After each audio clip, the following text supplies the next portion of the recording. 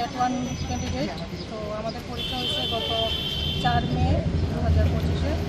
তো আমরা পরীক্ষার বলতে কি বিভিন্ন একটা বিভ্রান্তিতে পড়ে যায় যে প্রশ্নতে এরকম কিছু আছে যে একাধিক উত্তর আছে, তারপরে কিছু আছে কোশ্চেনটা আমরা এরকম ভুল হয়েছে যে কোশ্চেনটা দেখে আমরা সঠিকভাবে সেজন্য আনসার দিতে পারিনি।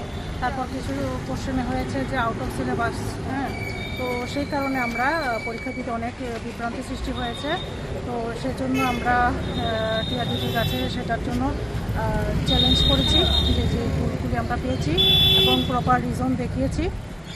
তো এখন টিআরবিটির কাছে আমাদের অনুরোধ থাকবে যে ওনারা যেন সঠিক এটার পর্যবেক্ষণ করে যে ওনাদের যে ভুলগুলি হয়েছে সেটার জন্য যাতে সবার যাতে প্রাপ্ত নম্বর দিতে যাতে কোনো সমস্যা না হয়, সেই অনুসারে তারা যাতে ফাইনাল আনসার কিটা প্রকাশ করে।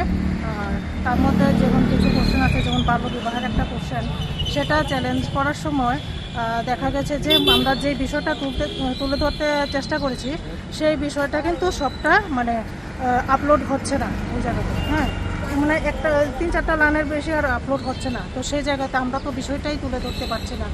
তো সেই কারণে আমরা একটু ইয়াতে আছি যে ওনারা যাতে সবটা বিষয় বিবেচনা করে দেখে।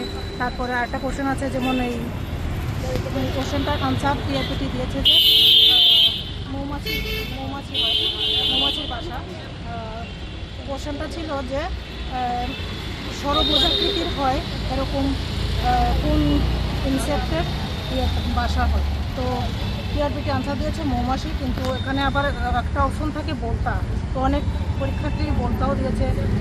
তো আমরা কিন্তু তারপরে যাচাই করেও দেখলাম যে মৌমাছির ভাষা যেমন ষড়ভুজ হয়, তো বলতার ভাষাও কিন্তু সেম ষড়ভুজাকৃতির হয়। তাহলে পরীক্ষার্থীরা তো স্বাভাবিক পরীক্ষা হলে এটা কনফিউজ হয়ে কোনটা কী দেবে, অনেকে আবার কনফিউশন হয়ে দিয়েও দিয়েছে।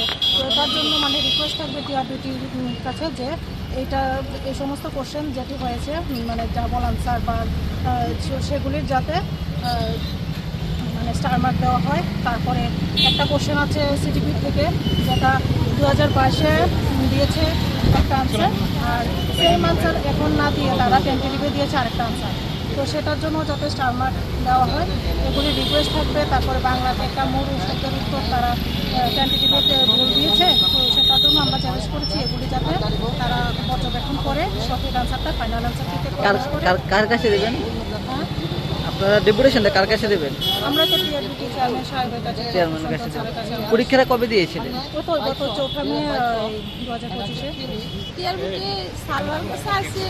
আমরা যে গত 4 তারিখ পরীক্ষা দিছি, এখানে আমরা বিভিন্ন আউট অফ সিলেবাসের কোশ্চেন আছে, যেমন কয়েকটা কোশ্চেন আছে এমনও যে একটা প্রশ্নের একাধিক উত্তর আছে। সে কারণে আমরা পরীক্ষার হলে বিভিন্নভাবে বিভ্রান্ত হই।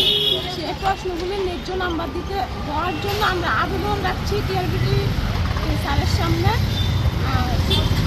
এমন অনেক কোশ্চেন আছে যেগুলি আছে ব্যাকরণগত ভুলের কারণে আমরা সঠিক উত্তর দিতে পারিনি, এবং প্যাসেজেও বিভিন্ন ভুল আছে, যেমন দাড়ি কমার ভুল আছে।